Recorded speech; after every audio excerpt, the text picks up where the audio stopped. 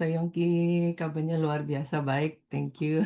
Ya, luar biasa. Silakan Sisil waktu dan tempat untuk Sisilia Reiner. Terima kasih. Sekali lagi Shalom, Bapak Ibu Saudara-saudara semuanya. Bagaimana kabarnya? Saya percaya luar biasa ya kita semua. Kalau pagi ini kita semua boleh sama-sama datang ke hadirat Tuhan dalam keadaan yang baik dan sehat itu semua karena anugerah Tuhan. Terima kasih banyak buat kepercayaan yang Pastor Yongki berikan. Kita boleh sama-sama mau belajar tentang kebenaran firman Tuhan, saudara ya.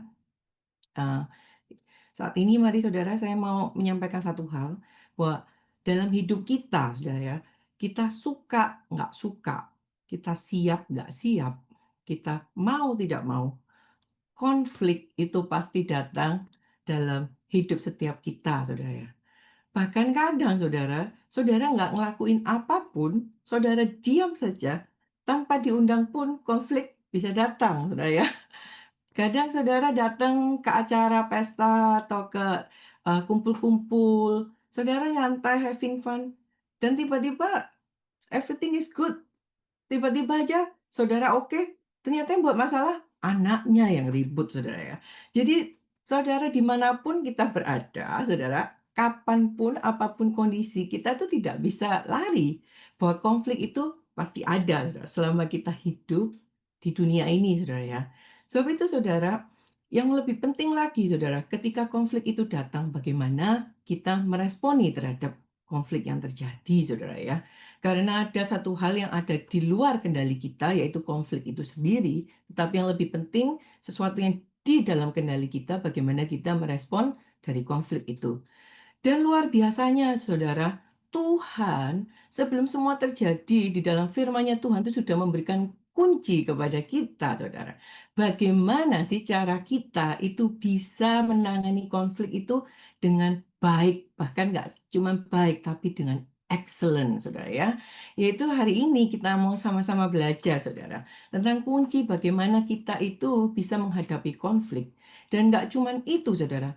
Kuncinya itu ada tiga karakter yang penting, saudara, yang perlu kita miliki, saudara. Dan kalau kita punya tiga karakter penting ini, saudara, yang Tuhan sudah ajarkan kepada kita, saudara, tidak hanya kita bisa menyelesaikan konflik kita dengan excellent, saudara, tetapi kita juga akan menjadi pribadi yang mempesona hatinya Tuhan, saudara. Ayo, berapa banyak saudara yang mau mempesona hatinya Tuhan, saudara? Katakan, ya, saya percaya semua mau, saudara, ya, mempesona hatinya Tuhan.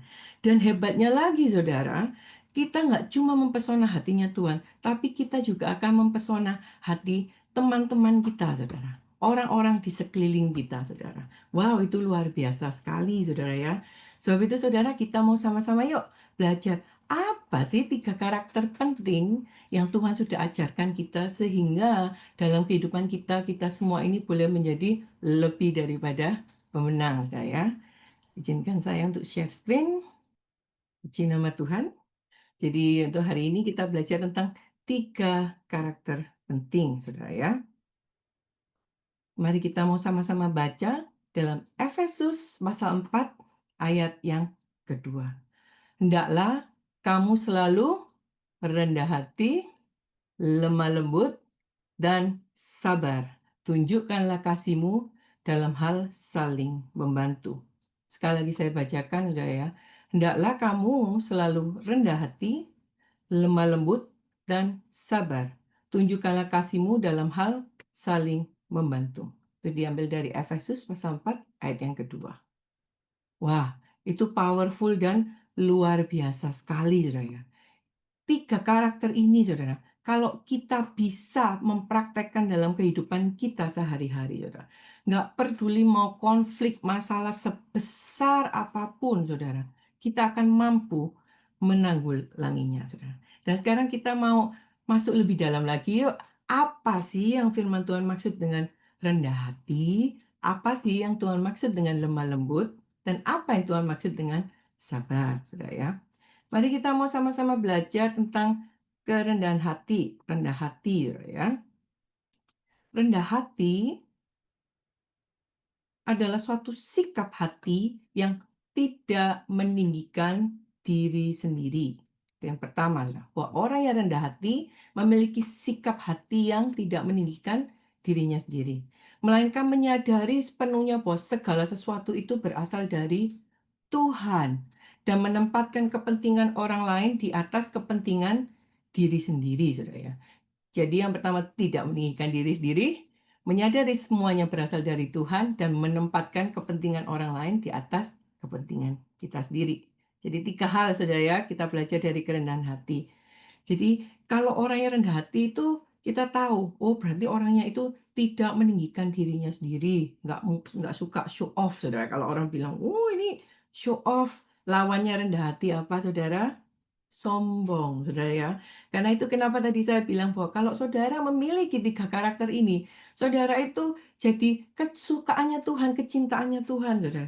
Kenapa? Karena Tuhan itu sangat membenci orang yang sombong, Saudara, orang yang congkak, Saudara. Apakah mudah menjadi pribadi yang rendah hati? Jawabannya enggak, tapi apakah kita bisa? Yes, kita bisa. Karena apa, Saudara? Karena kita semua adalah anak-anak Tuhan, di dalam kita ada Roh Kudus, Saudara ya. Roh Kudus itu yang memampukan kita, memberikan kita kekuatan. Sehingga dalam kita melakukan hal ini, Saudara, menjadi pribadi yang berkarakter rendah hati, itu bukan lagi soal kita mau atau tidak mau, tetapi bukan soal kita bisa atau tidak bisa, saudara, tapi tentang kita mau atau tidak mau, saudara. Kalau sekarang saudara bertanya, gimana caranya saya itu bisa rendah hati? Yang pertama, doa, saudara. Minta sama Tuhan. Seringkali kita kan cuman dengar firman, oh bagus, yes, yes, yes, makan firman-firman. Tapi pertanyaannya sudah kita doakan belum, saudara, ketika kita mendengar, oh berarti Tuhan itu pengen kita semua jadi orang yang rendah hati. Jadi gimana ya saya prakteknya rendah hati? Doa, saudara, pertama minta Tuhan, Tuhan tiap hari dalam doa kita. Kita minta Tuhan, jadikanlah saya itu pribadi yang rendah hati. Berikan saya karakter yang rendah hati. Karena saya tahu kerendahan hati itu memikat hatinya Tuhan. Kalau kita memikat hatinya Tuhan, saudara, wow, bayangkan saudara, apa yang akan dalam kehidupan kita, saudara ya. Banyak sekali saudara nanti favor, anugerah-anugerah yang terjadi dalam hidup kita, saudara. Dan berbicara kerendahan hati, kita ingat saudara bahwa semuanya itu berasal dari Tuhan. Kalau kita ingat bahwa semua dari Tuhan, nggak peduli orang akan eh, merendahkan kita, orang menghina kita nggak akan tersinggung, saudara. Atau mungkin kadang banyak orang ya berbicara tentang kerendahan hati. Kadang orang mungkin, apalagi kalau orang Surabaya gitu ya, karena kan latar belakang Jawa Timur Surabaya, kalau ngomong gini kan, lek ngenyek aku gak apa-apa, tapi ojo ngenyek anakku, ojo ngenyek bojoku, ojo ngenyek ya, seperti itu, ya. Intinya kalau kamu merendahkan saya nggak apa-apa, tapi jangan kamu merendahin anak saya, jangan kamu merendahkan, pasangan saya. Intinya saudara, ya sama aja itu nggak rendah hati saudara ya.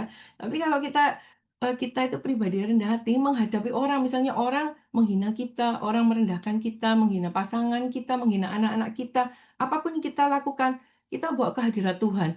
Oh iya, istri saya, suami saya, anak saya, orang tua saya, itu semua anugerah Tuhan. Jadi kalau orang itu menghina, dia menghina Tuhan, kita lapor aja saudara ya sama Tuhan. Laporkan pada pencipta kita. Terus apakah kita nggak menyelesaikan? Tentu kita harus tetap selesaikan saudara ya. Ada konflik, itu untuk diselesaikan. Tetapi saya percaya kalau kita menyelesaikan konflik dengan kerendahan hati, hasilnya itu pasti excellent saudara. Bukan lagi jadi keributan, bahkan pertengkaran, nantinya jadi dendam, jadi hal-hal yang tidak baik, saudara ya, yang kita sering lihat di luar sana. Sebab itu, saudara, kita mau masuk lebih dalam lagi ya soal kerendahan hati. Saya cuma akan berbicara secara cepat, memberikan ciri-ciri. Gimana sih ciri-cirinya orang yang rendah hati, gitu, saudara ya? Ada 4 saja. Yang pertama, orang yang rendah hati tidak sombong atau tidak merasa paling benar, saudara. Jadi selalu mau belajar. Oh iya, kalau dikasih masukan, oh yes, thank you. Dan yang kedua, bersedia belajar dan dikoreksi. Saudara ya. Yang ketiga, berfokus kepada Tuhan, seperti yang tadi saya sampaikan. Dan yang keempat, melayani tanpa mengharapkan pujian. Jadi cirinya tidak sombong atau tidak merasa paling benar. Bersedia untuk belajar dan dikoreksi. Yang ketiga, berfokus kepada Tuhan. Dan yang keempat, melayani tanpa mengharapkan pujian, saudara. Percayalah saudara, segala sesuatu yang kau lakukan, kalau engkau melayani dengan motivasi yang benar, dengan kerendahan hati, Tuhan itu melihat. Dan kalau Tuhan yang membalas, tangannya Tuhan, korbannya Pastor Yongkian dulu kan bilang, tangannya Tuhan itu besar sekali. Berkatnya itu luar biasa itu saudara.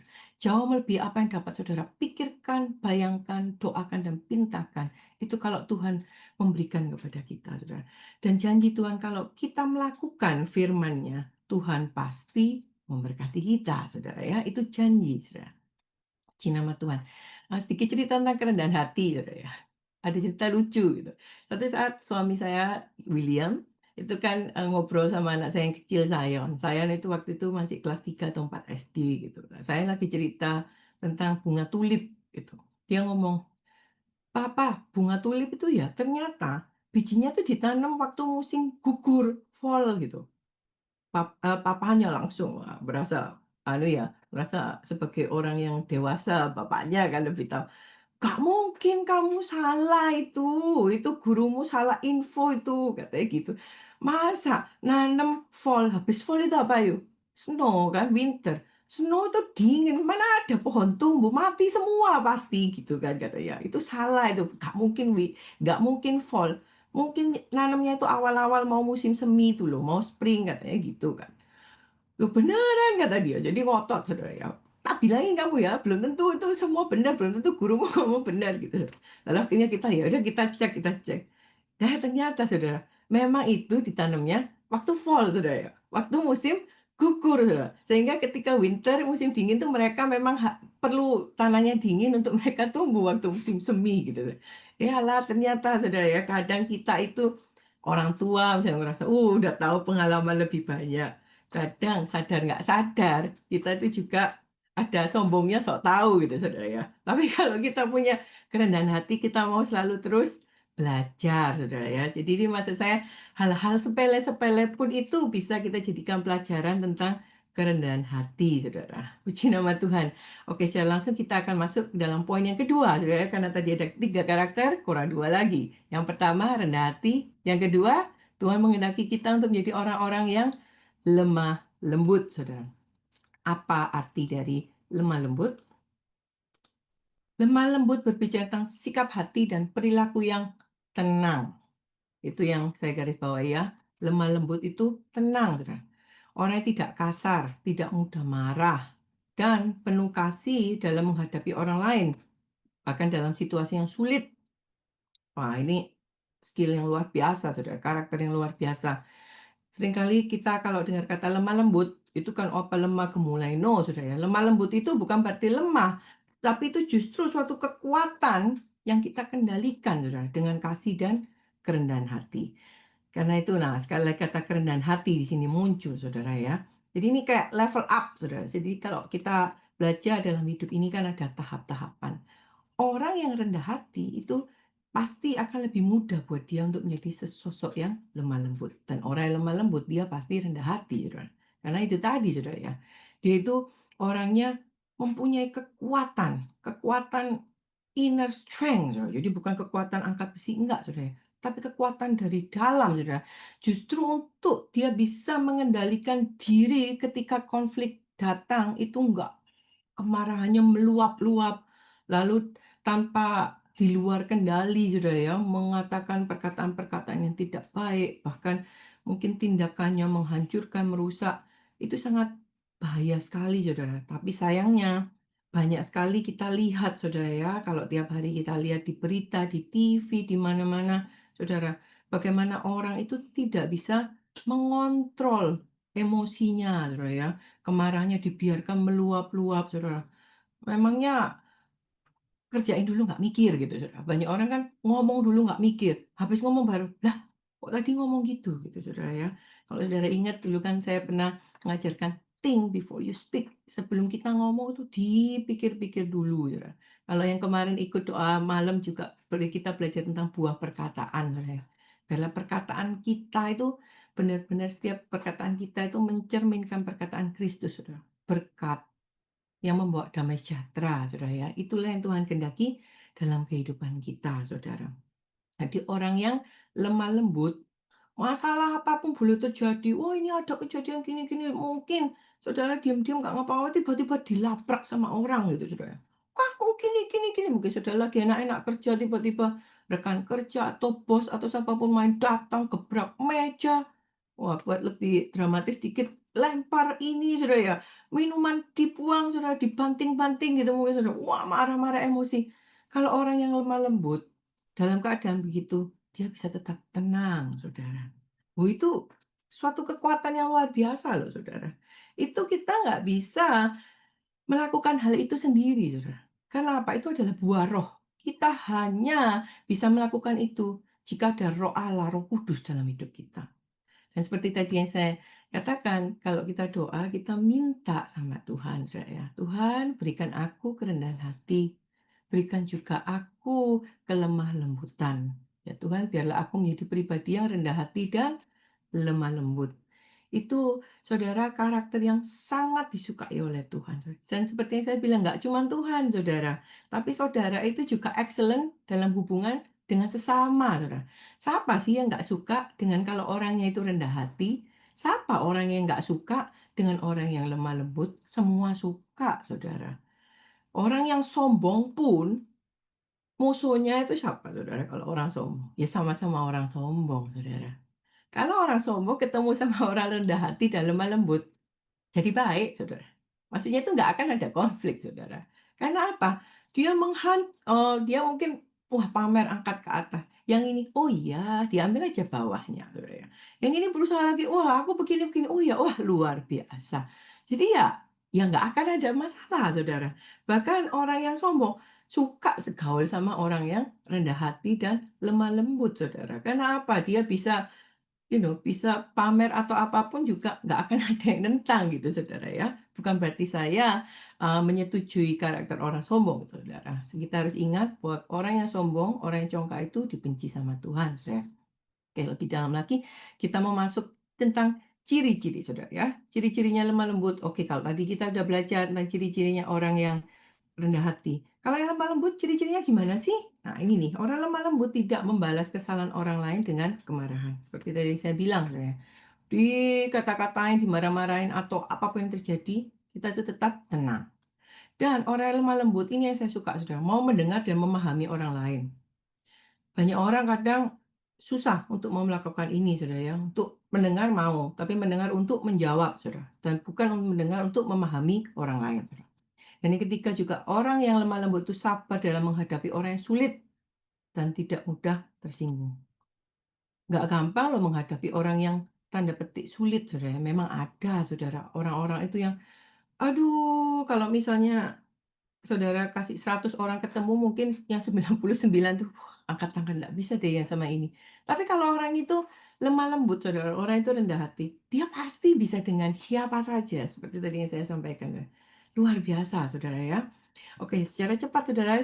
Yang ketiga, saudara, karakter yang Tuhan suka berbicara tentang rendah hati, lemah lembut, dan sabar, saudara. Wah, ini level utamanya, saudara ya, tentang sabaran. Sabar artinya kemampuan untuk menahan diri dalam menghadapi kesulitan, penderitaan, atau orang yang menyebalkan tanpa mengeluh, marah, atau putus asa, saudara. Jadi kalau sabar itu berbicara juga tentang bagaimana kita kadang dalam menghadapi situasi atau keadaan, saya sudah berdoa puluhan tahun kok tidak dijawab-jawab. Saya sudah pengen ini, saya sudah melakukan hal yang baik, saya itu sudah berpuasa, saya sudah ikut doa pagi mulai sejak awal sampai sekarang, saya sudah ikut doa, worship from home, saya ke gereja, saya melayani, saya ini. Tapi kok mana hasilnya Tuhan? Kok hidup saya tetap begini saja? Kenapa doa saya belum dijawab? Nah, itu berbicara tentang orang yang nggak sabar, saudara ya. Karena kalau orang sabar, kita itu bisa menahan diri, saudara, menguasai diri bahkan di dalam penderitaan, saudara.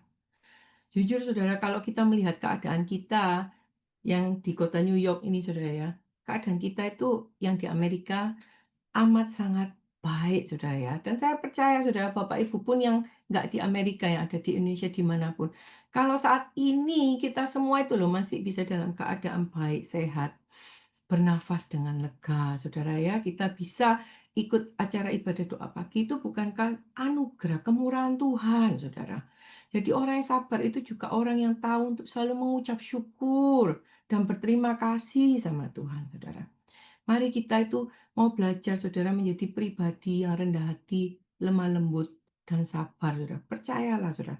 Kalau saudara itu memiliki ketiga karakter ini, saudara, percayalah hidupmu tidak akan sama, saudara. Engkau tuh nggak akan jatuh bangun hanya karena hal-hal sepele, saudara ya. Seperti yang tadi saya bilang, konflik-konflik yang sepele. Tapi engkau tuh bisa tenang dalam menghadapinya. Engkau tuh bisa sabar, gitu kan. Orang sabar itu subur katanya, Saudara ya. Berbicara tentang apa kalau orang sabar itu damai sejahtera, Saudara.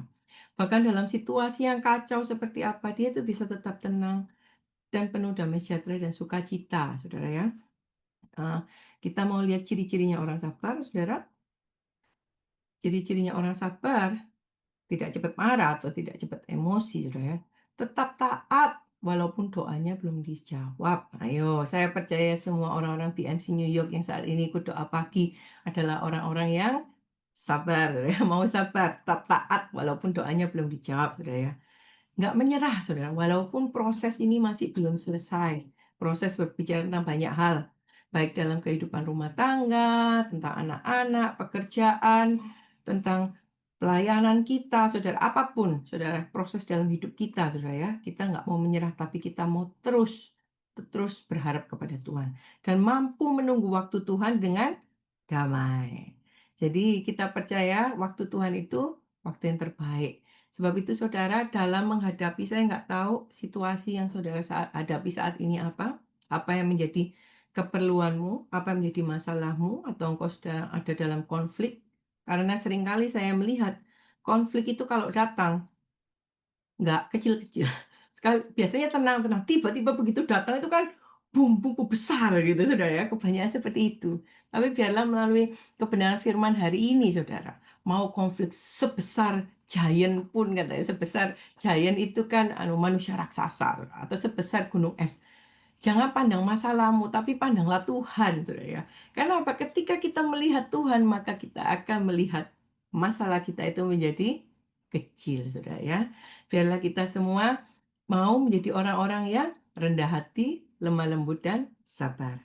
Nah, untuk penutup, mari kita mau sama-sama mendeklarasikan, karena PMC New adalah orang-orang yang suka mendeklarasikan, deklarasi kita adalah pernyataan iman kita. Maka dalam hitungan ketiga dengan sekuat segenap hati kita, Saudara ya, dalam hitungan ketiga kita sama-sama katakan ini, satu, dua, tiga. Saya adalah orang yang rendah hati, lemah lembut, dan sabar. Mari sekali lagi katakan, satu, dua, tiga. Saya adalah orang yang rendah hati, lemah lembut, dan sabar.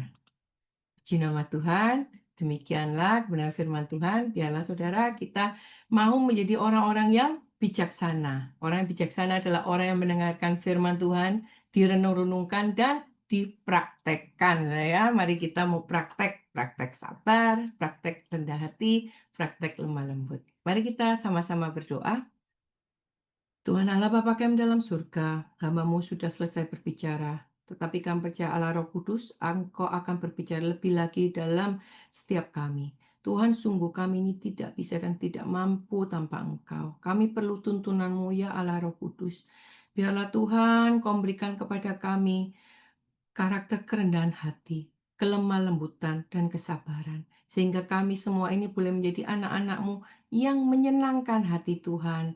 Dan juga kami boleh menjadi berkat-Mu Tuhan dimanapun kami berada.